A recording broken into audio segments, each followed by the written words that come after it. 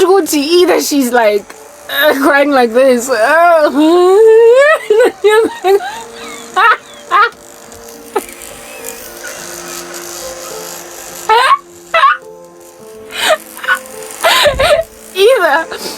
Either ukhala so and the tears are coming down this or she's like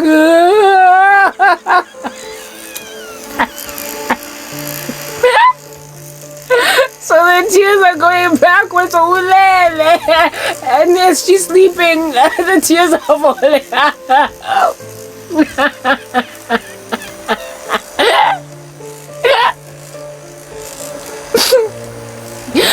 When a guy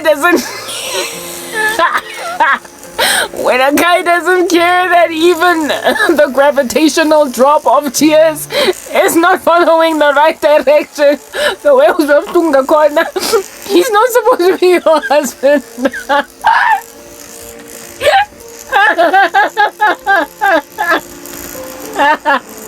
I'm sorry. Listen, guys, okay?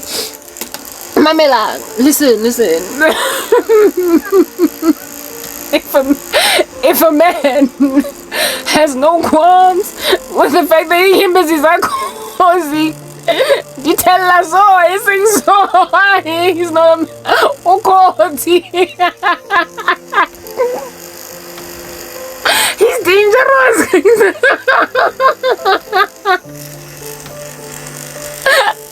If you can't even keep your head straight up, okay, but you're so hurt that you gotta turn on the side of your colors. Your missus are cozy, could take it like that and go around your ear like spectacles. The person who did that to you, girl, that is not your husband. It's not supposed to be your husband. You are not supposed to be having sex with a person that can do that to you. You are just not, okay? You are not to accommodate umuntu. Also, that way down instead of this way down. You see these tears coming down to my ear. I swear you like when I'm in pain, yeah.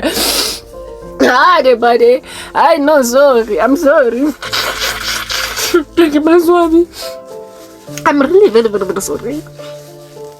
I apologize. I'm very apologize. You can't afford to marry that. Like you can't.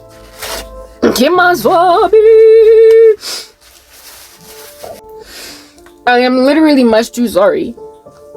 I am much too sorry. Tears those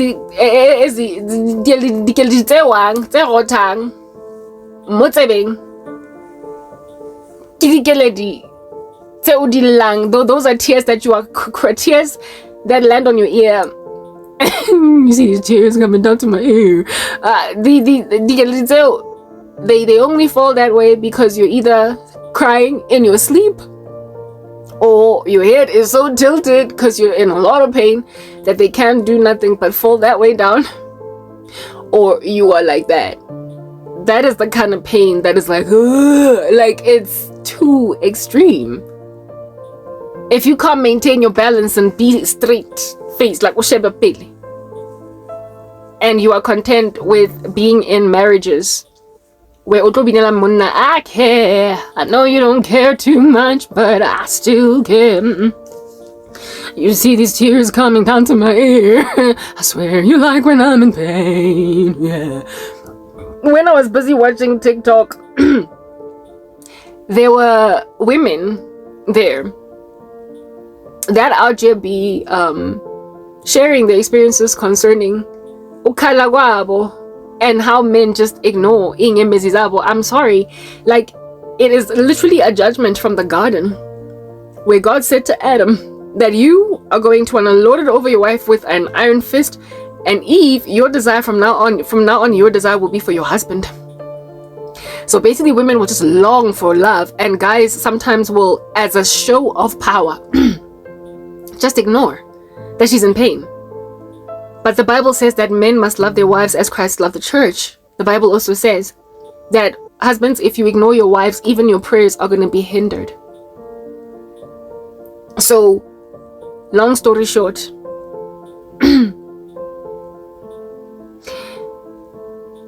the angst that I felt was because I was in the world, and worldly people have no respect for how God feels about human neglect, how God feels about human relationships, and how we ought to be towards one another.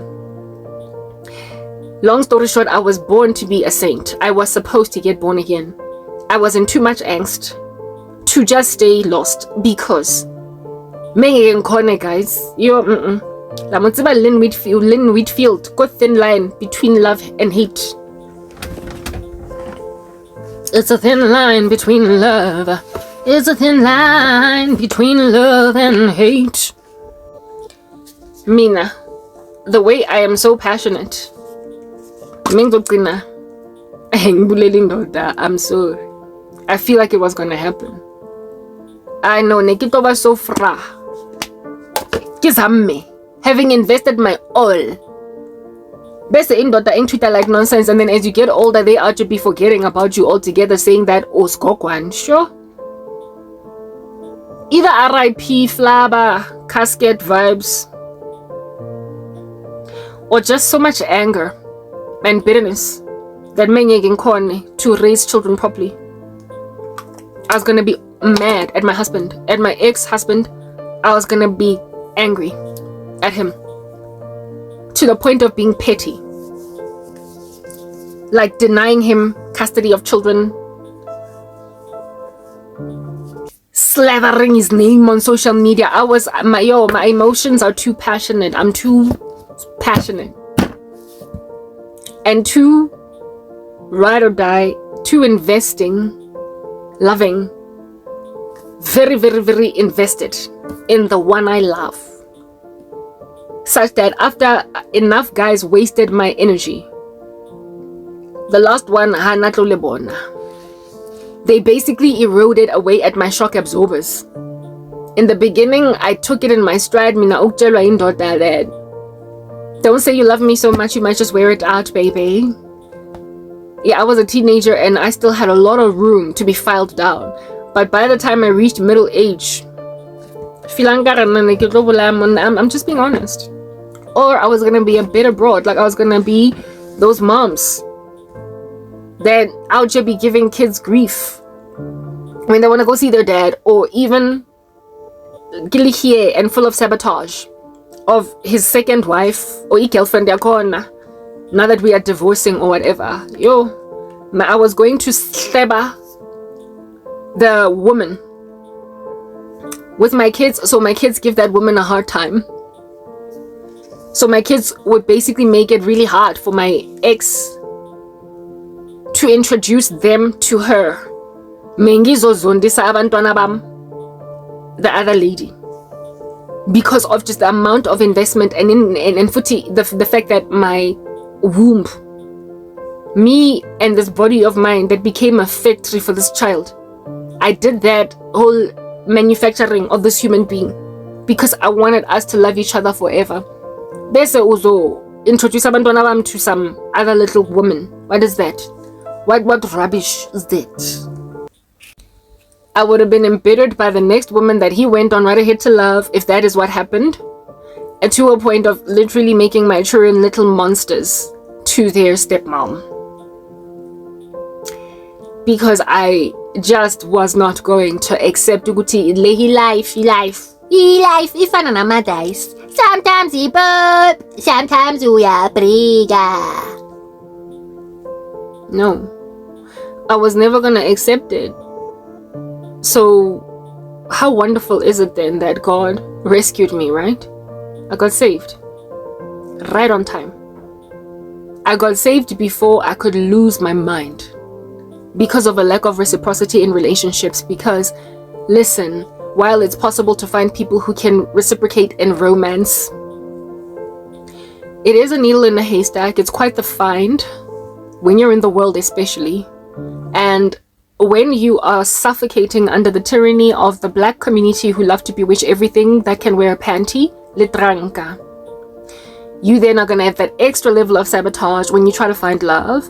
And then over and above the bewitchments of black folk, there's the generational curses that you have, like whatever might be the trend in your family, just in terms of relationships, relationally, that's just going to follow you around with us by. So if the women in your family just tended to date whatever dudes, if the women in your family tended to date irresponsible guys that could not quite get their act together, or men that cheat, or men that beat women, or men that are just materially very weak, the women are always carrying them. If you've got some strange trend concerning men in the bloodline, you can tell yourself you're going to date someone different from your dad, your uncle, your grandmother, your grandfather, sorry. But it's going to follow you anyway, because this Oki, who is going to be drawn to you by your generational curses, might start out in his youth somewhat regular, normal, okay, but then he will manifest your dad later. It's like the devil knows that while you are still young, baby, while we're still young, we're still largely innocent and yet to become our mother's daughters and our father's sons and daughters. We are yet to become like our parents. But he knows, because he's the devil, he's an ancient spirit. He's been watching the human race from the beginning to now. And he knows that even though you might start out this innocent, coy teenage girl, like history repeating itself, you will literally end up like your mom, like it or not. It's just so sad. And it usually is a providential sequence of events that makes people like their moms or their dads. In that a sweet, coy young lady, a sweet, coy young lady will be made to be insufferable and narcissistic like her mother by a series of heartbreaks, betrayals from friends, and just life landing her a bad blow, treating her like you're cynical, and so you're naive to think that the world is a good place or whatever. And so the world will basically teach her lessons that will cause her to callous her heart until she's barely recognizable when she is 35 from what she used to be like when she was 22. A sweet girl will become bitter because life will be made to happen to force her to be just what her mom, her grandfather, her grandmother, her grand aunt, her aunt are. So if you can't duck a generational curse, and if you can't duck the witchcraft of the black community, you are going to inevitably endure the crazy that you are inevitably going to endure. Unless you find a lure of escape. And I found it. Unless you find an out, unless you find an out, you're gonna be your mom's kid and your dad's kid, unless you find an out. And I was in angst all my life up until I got born again. Once I got born again, I realized, oh wow, this God that I belong to can also fix generational curses, and he can uproot the trajectory that is very inevitable of my person towards a certain path, hence generational curses. But also what I wanted to say is witchcraft, like just random spells, like people coming at you trying to force you to do strange stuff. I came to discover that God can protect from that which is the thing that goes bump in the night. And look at how all these years down the line, 13 years since I got saved, 10 years in persecution. Like the witchcraft of black people is all up in my grow. And of course, generational curses are still trying to infiltrate my cause. But you see, I am rejecting all that because I'm in Christ. And I am waiting for that which is the exception to the norm that I will inevitably be amidst my former friends, family members, colleagues, everyone that just followed a grain, a typicality. I am Punyuga Bampete, baby. I am Punyuga Bampete. Like it or not. And my spiritual gift is the thing that makes me a Punyuga Bampete. Largely because, Gabon, I see that you want to marry me to my deadbeat dad. Yar. As like I'm sorry guys, my dad was worthless. Nearly rubbish. No way. Yes, like it. Never. And for me to be thrown into something is right. Guys. My mom got married to my dad when she was in her early 20s. She still had her koi and her sweet. Long story short, she has shock absorbers. Nina 40. I'm feisty now. I've been calloused around certain parts. I've been broken and devastated around other parts. I've essentially reached a raw place. Angsena my shock absorbers. So tipa ntatwa kai I dochitseng. Emo messitseng. Na monna ka hatlo itocha. I tlo mo mesa. I kid you not. Linwood Field, in thin line between love and hate. I would be that woman. I am too broken to marry a jerk. Like, you need to get that. There's not going to be a man that's going to rock up and manifest all up in my grill. After 2 years of marriage, bese azongi azong pagamela otwe santi. Sebokonyana. Nip it in the bud, baga. Like, I will sing cell block tango. I keep saying it. I don't know how I'm end, but the way bang patlanga ting bana it's like I get boy basa tlhokomele maphelo a bona. Ke tlo bina cell block tango. I will be rock and see heart. The name on everybody's lips is gonna be Roxy. Who says that murder ain't an art? You decided to go and wreak havoc in my life, and now I've gone and ended a man's life. But I'm famous for it, cause I'm Roxy Heart. Dum, da-dum, bum, ba-da. I will sing Cell Block Tango, like Catherine Zeta-Jones in Chicago, or Maya. He had it coming. He had it coming. He only had himself to blame. I didn't do it. And if I'd done it, would you say that it was a crime? Pop 6, whatever, Cicero, lip shits. Pop 6, Cicero, lip shits. My husband will run into my knife. He'll run into my knife 10 times. God! He had it coming. He had it coming. He only had himself to blame. I didn't do it. But if I'd done it, would you say that it was a crime? I'm only being honest. And I've said this time and time again. Without ending him. Not with the kind of spiritual gifting that I have, and not with all of these years of pain. I get happy hoshwa. And happy I get happy the things of the earth. That makes me especially dangerous. Especially. Because I just have this view of a utopia that is coming. That is going to absolve me of all guilt. So I would not throw myself into that situation, but understand. If it was somehow to slip through the cracks, and I mistakenly ended up with it, I'll spend the rest of my life in jail, prison ministry, die and go to heaven. But I will have ended him.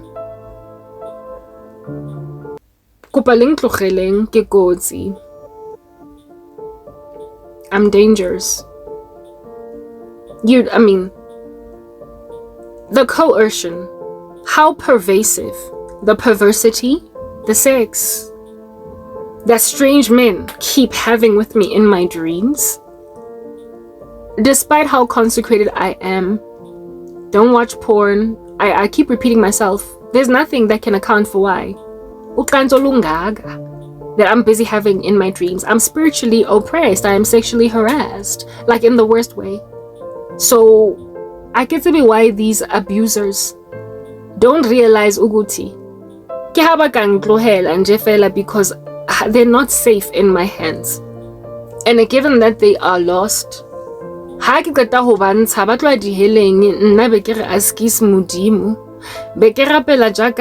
David, a broken and a contrite spirit he will not despise. I'll make like David after a heinous act and just do better. And even if there is a sword that never leaves my household, Bottom line is this: I'm going to heaven at the end of my life, and the promise is not getting taken away from me. But you, who are neutralized, you're in Hades now, aren't you? Over my dead body before me nang zokhalelin dota like Beyonce. Yeah, okay, I know you don't care too much. I still care, baby.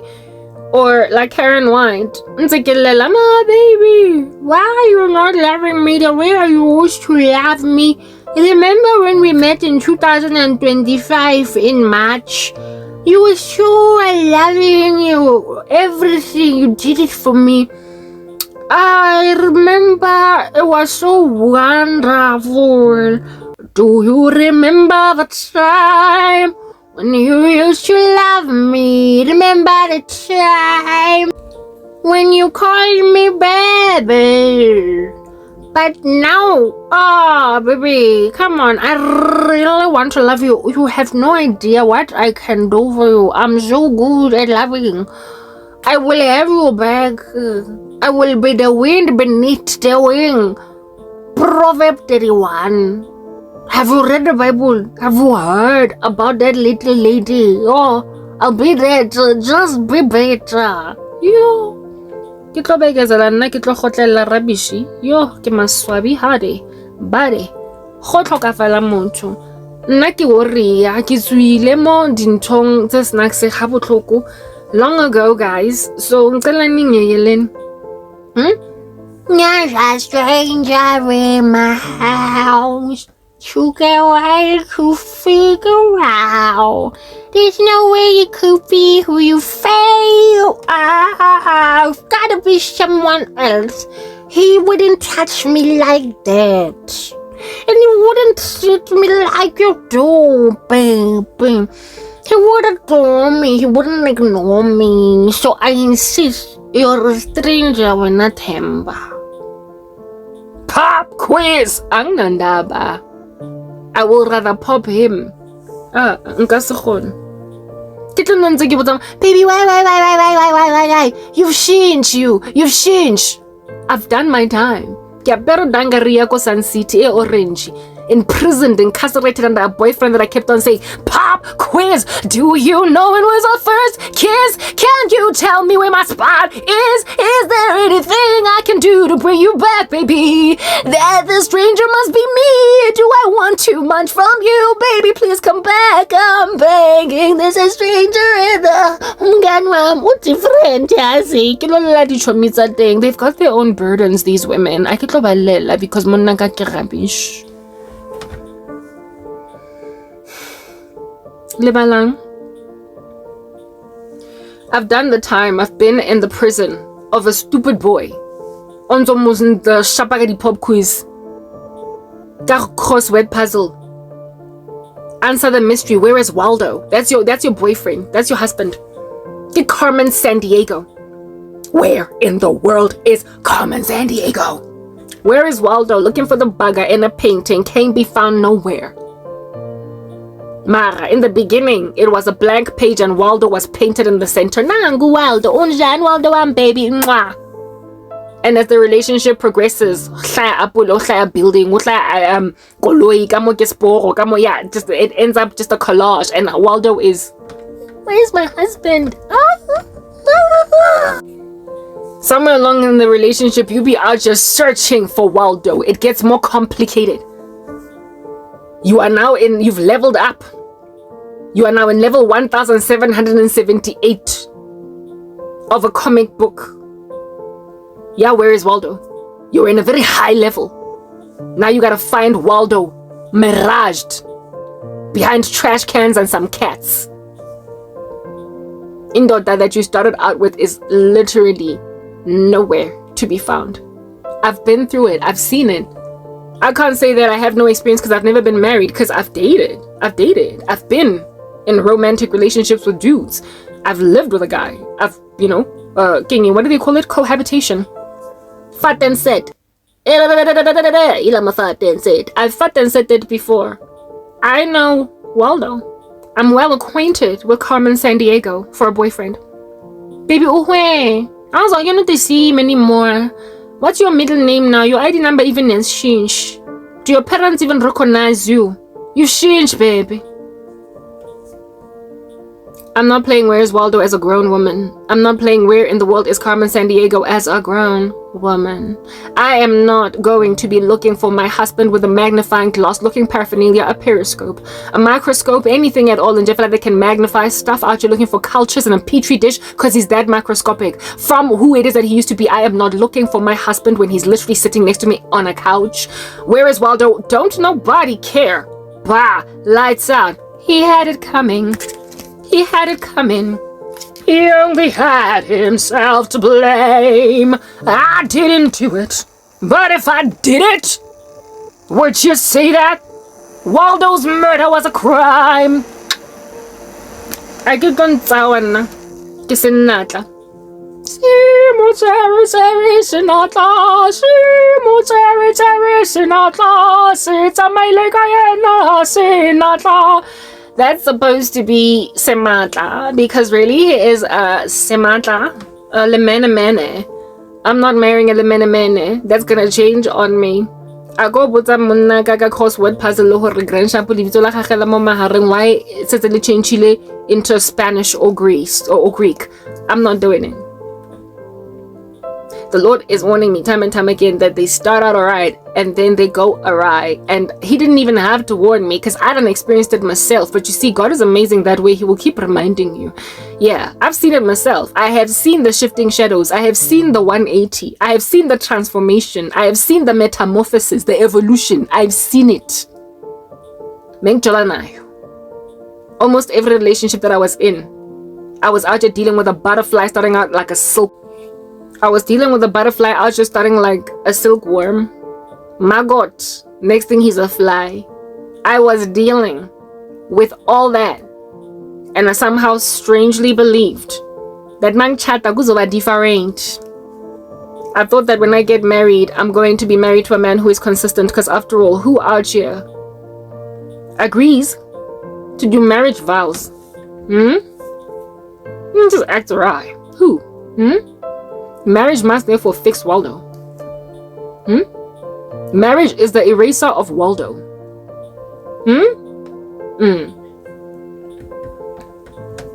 Lenyalo ke tipexi ya Waldo. Lenyalo makes sure that Waldo is nowhere to be found. Because he's not there. And a man that needs to be searched out. Always out there doing a missing persons report. Yeah. I thought marriage did that, but you see, that was also naive of me to think that marriage eradicates Waldo because of the fact that I was with colleagues that were married. Ba ne ba sa gatosha like yo. A se kore hello Karabo, can we have dinner? Ko kae ko ntlong ya hao, mosadi wa hao o tlo phega eng? Cauliflower, le papa, le chicken. Hey Karabo, you're funny. No, I'm not being funny. Why are you asking me for dinner when you're married? And it was very phrasing. Young women, you would know. Hey, like all 45 years old and all up in your 22-year-old girl. I had angst, but I wanted to believe that I was the different one. I was the different one.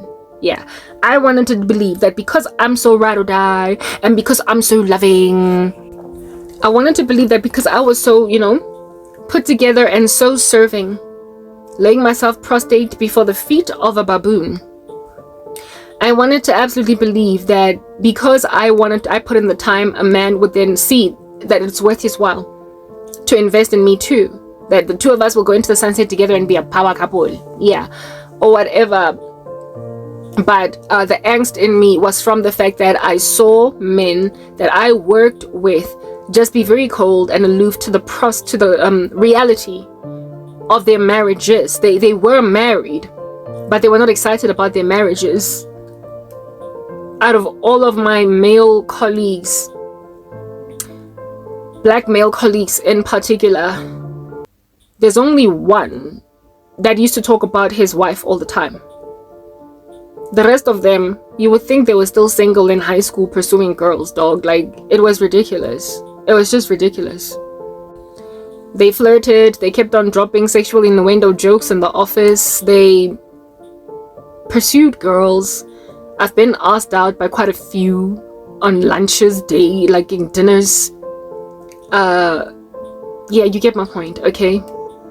And so it created it created a really bad taste in my mouth concerning marriage. But when you're pretty, you think that you're different because all their wives, I remember thinking, maybe hababantle, maybe their wives are not beautiful, maybe they are boring, maybe these guys married high school sweethearts and they grew apart, and now he's just feeling like, oh, I should have probably waited for another woman, like, because really you're a very different person from high school. And I kept on saying maybe, but I knew that was not true, that it was not about the women, it was about the insincerity of these guys. And like, look, when I was 19, I worked at Stanley B in Rosebank, a retail store, and the owner there was a married man in his like mid to late 30s, and yes, like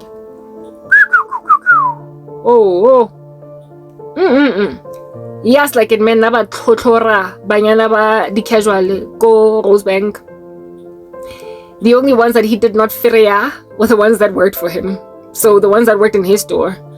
But the YDE chicks, the stoned cherry chicks, the Amanda Laird cherry chill, like the chicks that said it's not stay chemical, like this dude was everywhere. He was like sleeping with the dude, the little girls, the students, like casuals, chicks like me. Like, he was busy. And they knew that naba chinchi said, but they didn't care because naba fadi dena, naba fadi, naba bitches. And then one day his wife came to the store with their kids. The beauty, that woman was so fly. She was so beautiful. And on that day I was like, gushkuche, they don't need the woman to be fat. They don't need her to lose her glory. They don't need her to be scorbo. They don't need her to be boring. They don't need her to be rubbish, basically. They just need to be themselves. He was sleeping with every chick. My cousin also came into the store one time to come and see me. And my cousin was my exact age. She was 19. My boss was like, so who's your cousin? I was like, she's 19 years old. This guy, what's wrong with you? He asked me who my cousin was. I told her she's 19. He's like, oh, I guess she's too young. But he couldn't really care less, right? My thing with it was, dude, you're a married man and I know that you're married. And that's family. You're asking me to set up my fam with you in an adulterous affair and so wreak havoc in her life. You're like, is there nothing in you that basically has borders, boundaries that say, there's more fish where they came from in this ocean, so let me go somewhere else. Like, he thoroughly went and shellaed. No, he didn't shella, but he asked me about my cousin, and I rebuffed him by telling him, she's 19 years old, leave her alone. I don't even think that was what stopped him, but he did absolutely let it go. And then one of the chicks that I was working with, that worked in the store with me, years down the line, this chick was a fashion designer. She would finally graduate and be a fashion designer. This guy had now moved his store to some other branch somewhere else in Joburg. And he called her up because he wanted her to design for his store. She was happy to meet with him and talk about business. But now that she was no longer his casual, no longer his employee, she came to me. She was like, yo, Karabo, Tepang Wang Shela. Let's say his name was Tepang. I was like, I'm not surprised. You remember, you remember, he was busy kabangana stone cherry YDE, like by the popcorn he was busy go Rosebank de so you were just new meat, girl. Like, you remember how he was? So she's like, I guess so. I suppose. Yeah, well, I mean, stuff like that left me in a great deal of angst, because I was like, if at all his wife is so beautiful, if at all his wife was as beautiful as she was, so glorious, having given him those beautiful kids, doting dad and everything, what is to guarantee that I'm gonna be safe under a man like that? Yes, that guy, the way with a whole bunch of chicks. I often wondered, when does he ever get home and hang out with his wife? When does he ever sleep at home? And these women that he slept with, Kadi one night stand, did you hotel ingi? When did he have time as a married man to see them all without raising suspicion in his wife? I just, like, how do they do it? I don't know. I did not know, but nonetheless, making such observations as these did create a great deal of angst in me. Yeah, it just created angst. I was like, I would love to believe that I'm the exception to the norm, but it's highly unlikely that I am. So thank God I got saved at 26. I didn't get saved because of that, but because I got saved, that became one of the things that I took to God. I was like, yeah, I've always had confusion about the earth, angst, disquiet. I don't like the way that things are. Do guys really have to be like this? Do men really have to be like this? And Christ was like, come, crack open this book, baby, and you will see how I can make them. The Lord showed me this wonder of heaven, and he showed me that it's possible to meet a man who is faithful, who is besotted with his wife, who can do nothing but talk about his wife, whose confidence is in her. Proverbs 31, basically, godly men, okay, that are all about their wives.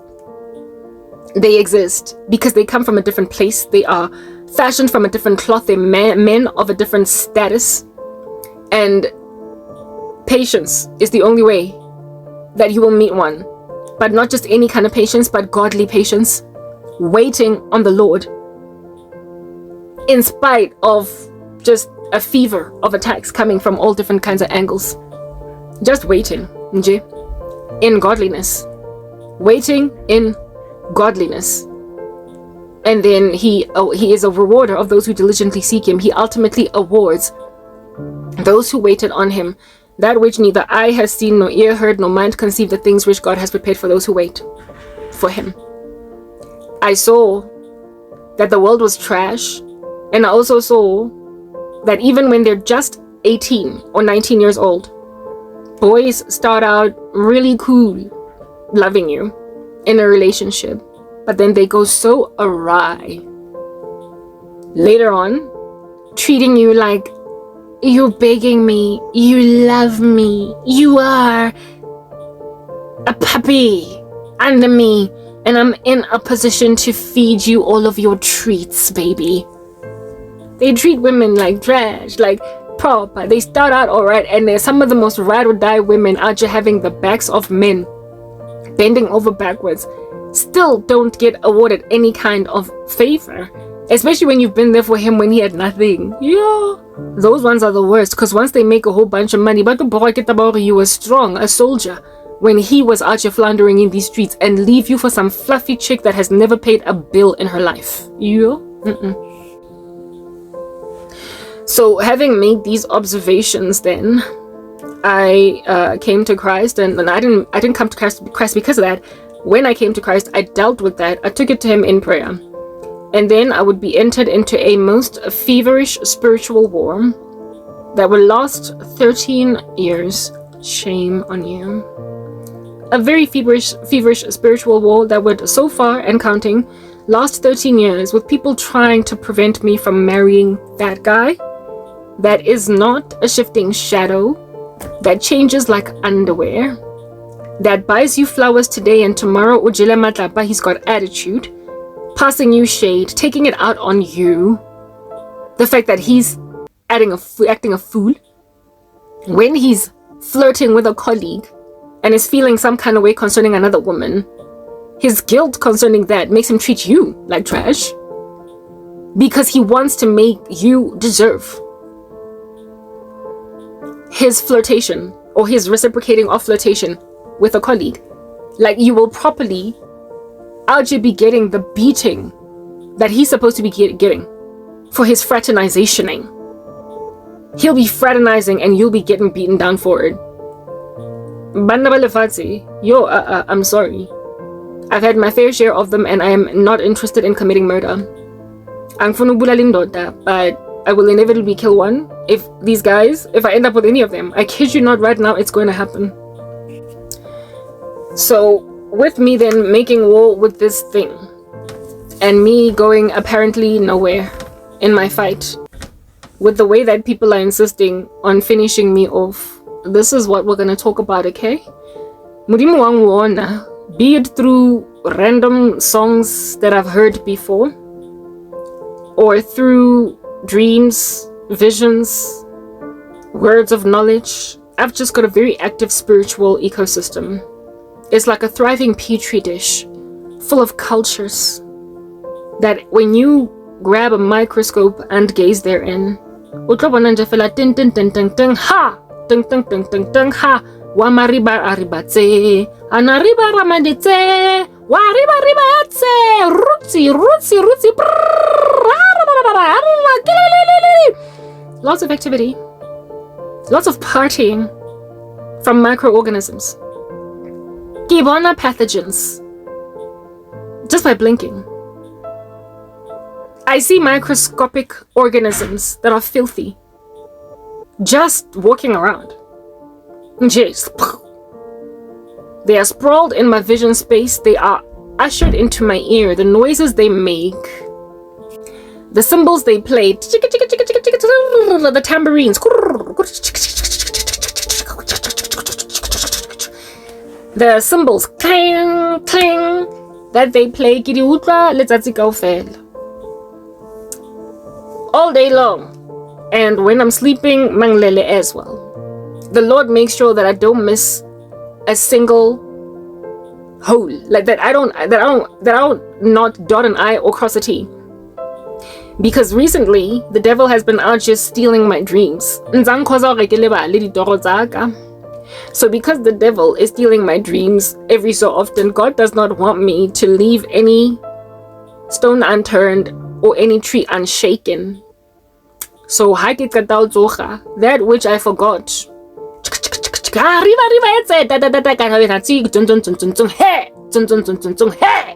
yeah, that which is invisible to the naked eye for most, I see it as like cultures on a petri dish under a microscope. Guys, I see everything. And if you try to steal my dreams, if you try to do a cloaking spell, if you try to do a forgetting spell, if you cast a spell and then say, let her forget it, there's no forgetting something like this, a vision. There's no forgetting something I hear in my ear as I'm just busy walking up and down. My spiritual gifting is inescapable. Do you understand? No one can throw a spell on me and me not dream about it. If I don't remember the dream, I will hear about it all day. I will see it in visions. And the sense of foreboding that is following me around will be perpetually ushered in my core. Sometimes I might even get it in music form. Like, I care. I know you don't care too much, but I still care. Baby! God warning me, Beyonce, if you take any of these randos. Ain't no other man, never met a man quite like this. Basically, men who out here are exalting themselves above Jesus Christ, trying to make themselves good, all up in my grill, saying, ain't no other man but you, ain't no other man but da ga ga ga ga ga ga ga. Boo boo. Literally gets a mudim in my life. And not only do I dream, hey guys, who busy? So speaking about that very busy spiritual atmosphere, now I got people out here thoroughly going out of their way to try and make me Karabo. She's like, Hlongwane. Yes, they are trying to accuse me of hearing things and hallucinating. Ain't no other man that you want to accuse me of anything because you are desperate. Yeah, there is some chick that I had a vision of when I just woke up saying she sees things, she hears things, she's obviously sick. Ain't no other man but Mamela girl. You are South African, congratulations, you live in a dirtbag country. Okay. Your nation has something called the Constitution of the Republic of South Africa, Act 108 of 1996. In it, there is a section 2 called the Bill of Rights. And in those Bill of Rights, there is a section or a stipulation for a freedom of religion. Do you understand? That freedom of religion allows all South Africans to practice whatever faith they practice. And the faith that I've chosen, that I have a right to practice in my country, is Christianity. And in my Christian faith, there is a text by which we adhere to in order to fulfill or practice our faith called the Bible. And stipulated in the Bible is the fact that in the last days, Joel, the book of Joel, or even in the Acts of the Apostles, it is written in this biblical text that I have a right to exercise stipulations therein at my leisure without being discriminated against. It is written that in the last days, Jesus Christ, God Almighty, is going to pour out his Spirit on all flesh. And young men will dream dreams, old men will prophesy, people are just going to see visions. Yeah. It is also written in that same word that God Almighty gives spiritual gifts as he sees it fit. I believe it's in 1st or 2nd Corinthians somewhere. And these gifts are described as prophecies, tongues, words of knowledge, words of wisdom, discernment. I could go on. You're gonna have to go and Google it and stuff. I am, of course, paraphrasing.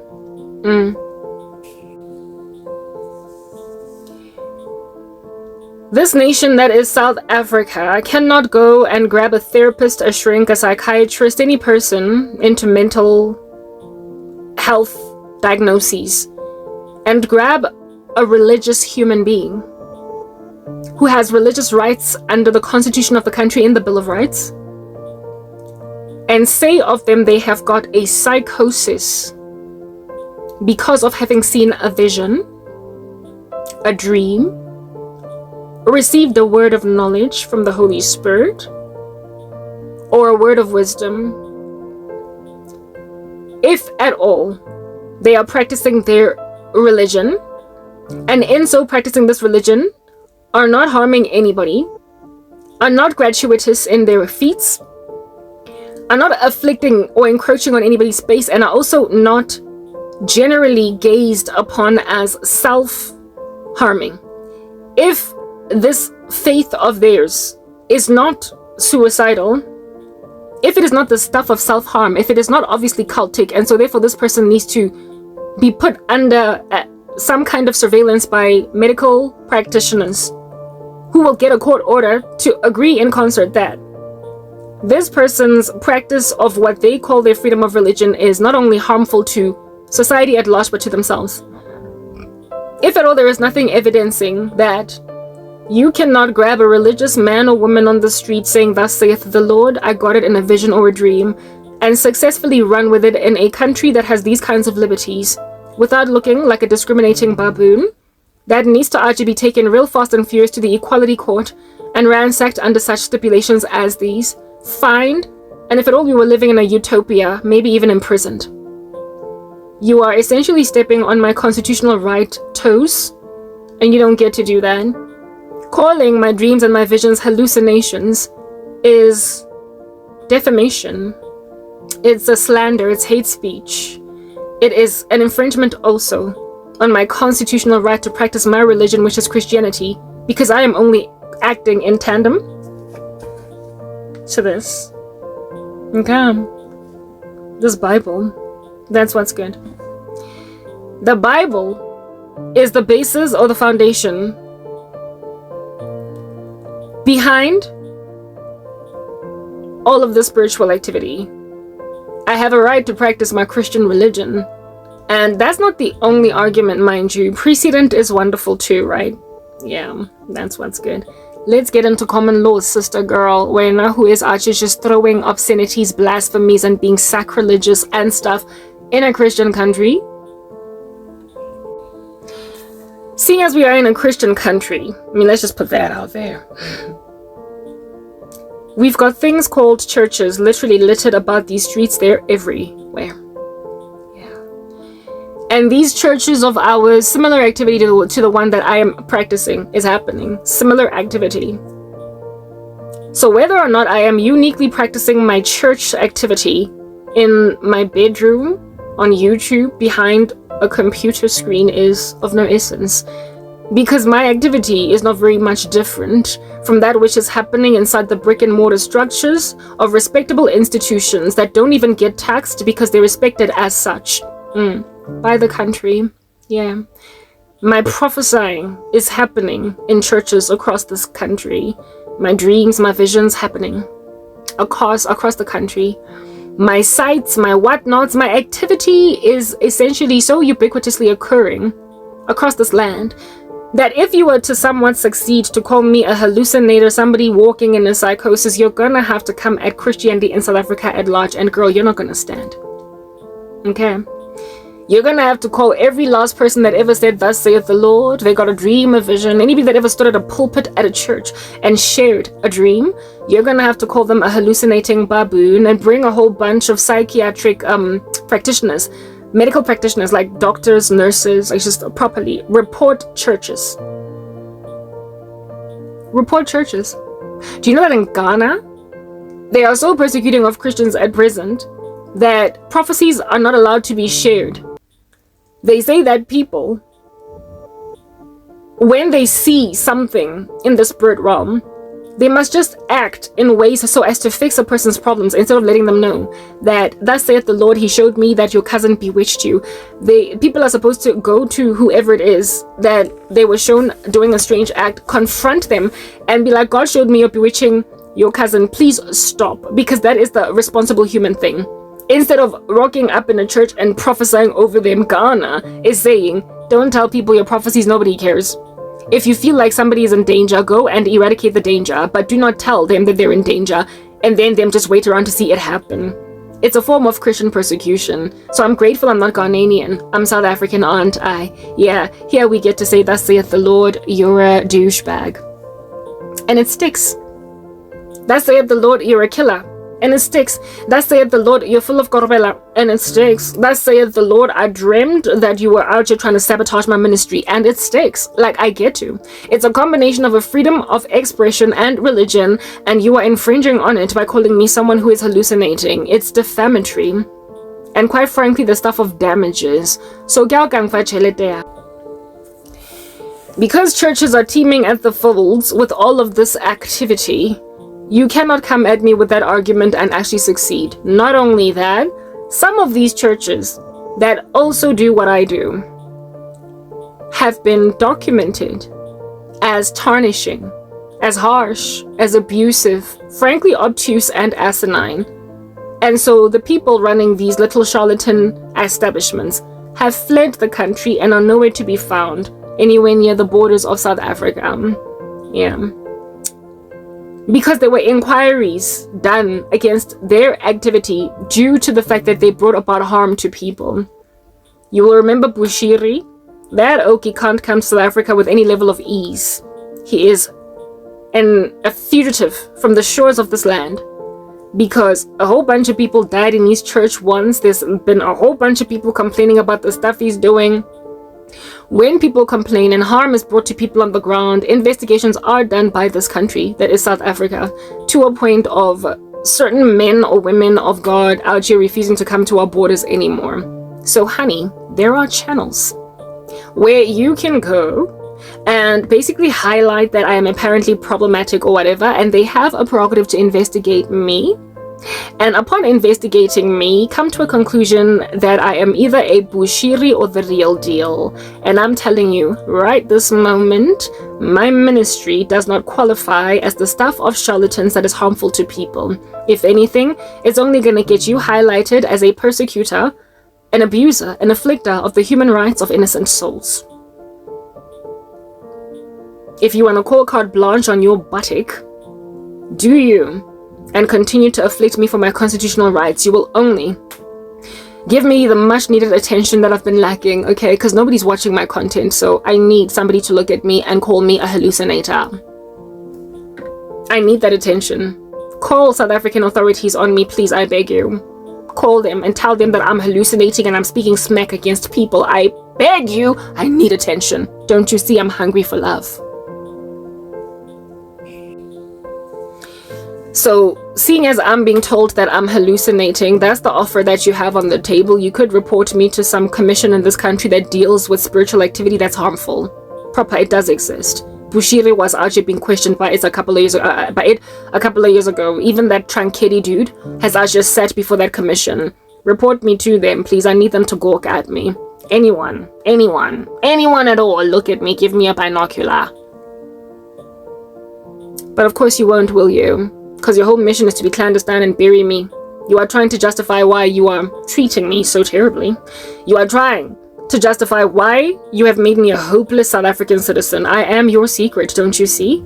I am like those ugly socks in your shoes. But they're there. I am the thing you've buried in the ground. I am the clandestine affair. I am the cadaver. I am the smoking gun that you refuse to reveal to the police that are doing an investigation because it's got your fingerprints on it. I am the evidence of your crime. So you cannot bring any attention to me. All you can do is afflict me with your derision.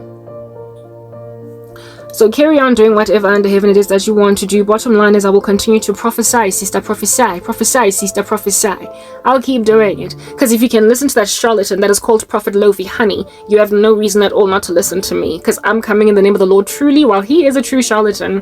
And I get to call him a charlatan because it's called religious debate. We get to do it as saints. So, and he's not even one of us.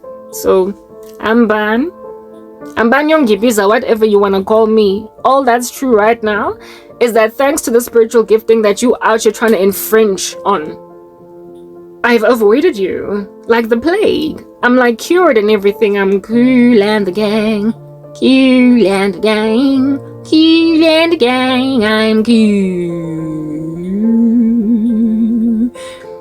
I'm good because I dream and I get visions and I hear words of knowledge. Also, these things that you call hallucinations don't prosper to disturb my peace, my day. They don't make me stop speaking mid-sentence just to focus on the thing I'm hearing. They don't interrupt my daily affairs, evidencing that it's not a psychosis, but something that is comprehensively managed by a God who cares about those over whom he has awarded gifts to steward. I don't get a vision and make like Raven. Have you seen Raven?